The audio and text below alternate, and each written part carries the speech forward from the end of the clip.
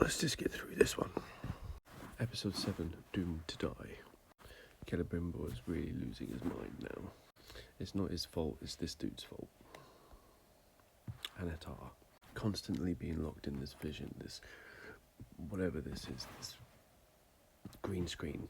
Celebrimbor continues to work on the 9. You see him fixing the last one so it's like comes together and all of them are just like lined up together. All the rings. Unbeknownst to him, the siege is going on, everything's falling apart. With Anatar constantly adding little things and adding Siege of Treachery, working to control everything in the region. Medania is just lovesick, wanting his attention, being like, oh my god, he loves me, breadcrumbing. But all is not lost for Celebrimbor. He starts noticing patterns in the green screen, and again he pushes back, confronts Anatar, being like, what have you done to me? The Valar would never do this to me. Who are you? In a last-ditch attempt, he turns it back on Celebrimbor, being like, it's your fault, you wanted this, I just guided you, gave you the peace that you wanted, and throws what he thinks is Feanor's hammer at Anatar, and it smashes through a window, and poof, he hears everything, and out comes Sauron. I have many names. Now, these scenes between these two I have enjoyed a lot. I think it's probably one of the better parts of the show. Just the conversation of battle of wits between them. Moving on. Arda's boys continue the attack and is just crashing into the city of Eregion. Anatar actually tries to take a group of the elves as best men to go attack, but at that same point, the siege engines actually stop and point towards the mountain, because there's only one bridge across the river. Not the best way to attack across one single river, it'd just be easily defended. So what they do is they turn the siege engines towards the mountain and throw catapults at it, which I thought was quite cool. I like that idea, that's quite ingenious, which leads to a massive, really cool cinematic scene, and all the side of the mountain just crumbles down, causes this big dam, and that's how they get across. I'm surprised they were able to get siege stuff across it, to be honest, which is basically just one thing called a Ravager, which then pulls the wall out, which is a bit... it is what it is. When it comes to the battle, I think it's really good. It's dark, it's muddy, and you can definitely see that. These fight scenes is what's been leading up to all season, and I really enjoyed it. It's fun, but I don't think it makes much sense in terms of a real battle and how they would do it, because there's no organisation at all. It's just all of them running at them, and one proper siege weapon, maybe some ladders. Where's the defence?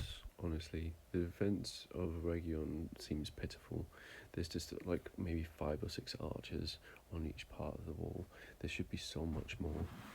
Or is Eregion just not that very defensible because it's just a city of smiths, who should be great fighters anyway?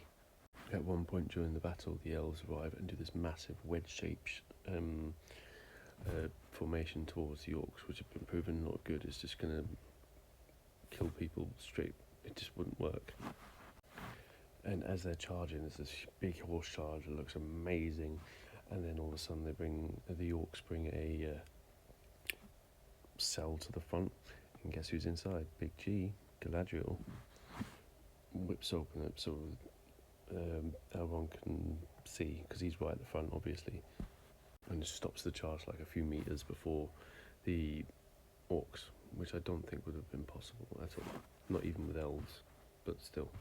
So they parley and have a discussion and just back and forth, just insulting each other, and that's when you get Elrond and Galadriel kissing, but that is why, because they're just passing her a tool to get out.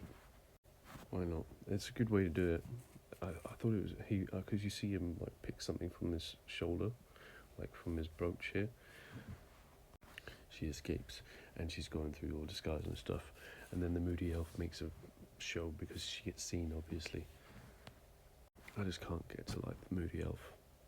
It's the hair, and the fact that he's moody all the time. I just don't like him. Let's get into a long-ass video. Jumping forwards, Celebrimbor actually escapes, and Galadriel saves him from being arrested by the city troops who are all just under Sauron's control. At that point, I thought it was going to be another green screen from Sauron, because she just sounded just so fake. But you hear Sauron screaming in the tower, and Celebrimbor actually gives the keys to, not the keys, the rings to Galadriel to escape with, which is a good idea. And he's trying to make up for what he did, what he's done wrong. No matter how you look at it, he still helped create these things, create this the horrible rings that they are. Celebrimbor then confronts him with some other other helpers, and it leads to another great confrontation, which I thought was really cool. The best fight scene was obviously the massive mountain troll, and that's where you get orcs complaining, he'll kill our own. Oh, shut up. Orcs with emotion. Even Adar cried at the burial sites of the orcs with their ceremony. I think the ceremony is cool, but the emotions from the orcs, I'm just not liking. This just doesn't. I don't feel it. I don't see it. Off to the dwarves. Durin makes an epic speech because Elrond actually comes to him asking for help. Durin wants everyone to go help the elves, which is great. It's really help the friendship between them. But King Durin III has other ideas. Durin's army is waiting to leave, and that's when Durin III actually goes and attacks Disa, because she's still trying to defend the mine. And Durin III goes nuts, turns his axe on everyone there. And Durin IV has a choice: either go with the army or stay and defend the mountain. He stays, and that's when Elrond is like, there's a final stand with Gil-galad, like 20 elves, and they all just rush into the army. It's just, why? Just stand and defend each other. There's no organisation at all. The elves are better than this.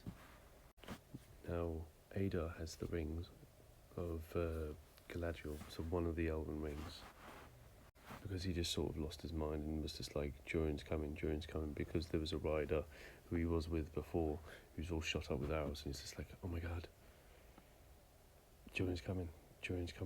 If he'd actually just held himself together a bit longer, he would have been able to actually be good in this fight. And because of him, Adar now has a ring. Douchebag. It was a good episode. It was frustrating with the battle scenes, because once you start watching battle scenes so much, you start getting like an idea of like, okay, they could have done that. I know it's just me being picky, but where's the organisation? Other than that, I enjoyed it. It was good. It was fun. It is what it is.